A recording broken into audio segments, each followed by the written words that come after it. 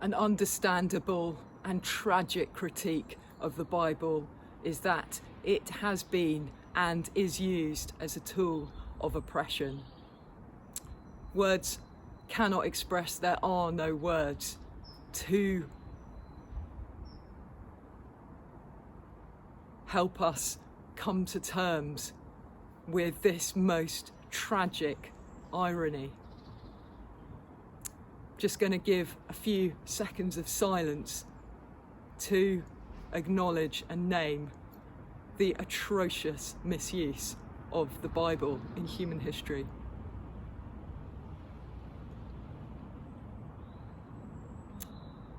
What is perhaps ironic, as I've said, is that all the original authors, compilers, editors, prophets that spoke the messages and the words orally and wrote them down, inspired by the Spirit of God, paid an incredible price for what they wrote.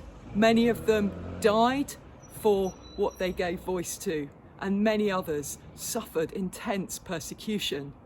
The irony is, you could probably call the Bible the voice of the oppressed rather than a tool of oppression.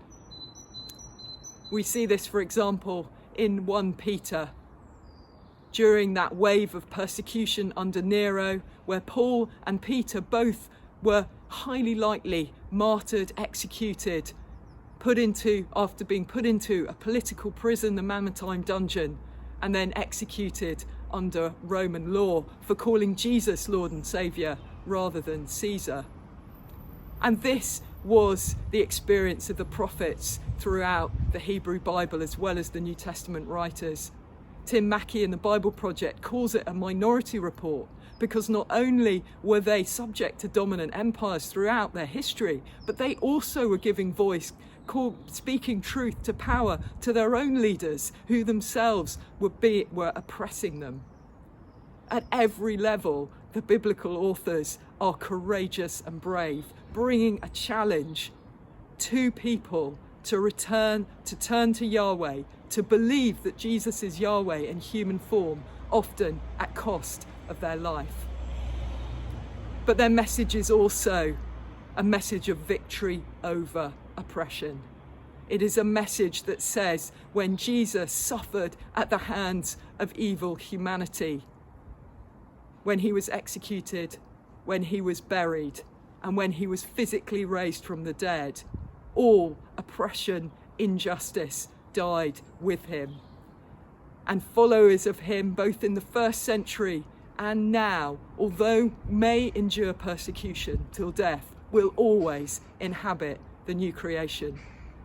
The cry that Jesus let out on the cross was not a cry of self-pity or defeat. It was a victor's cry. It is finished.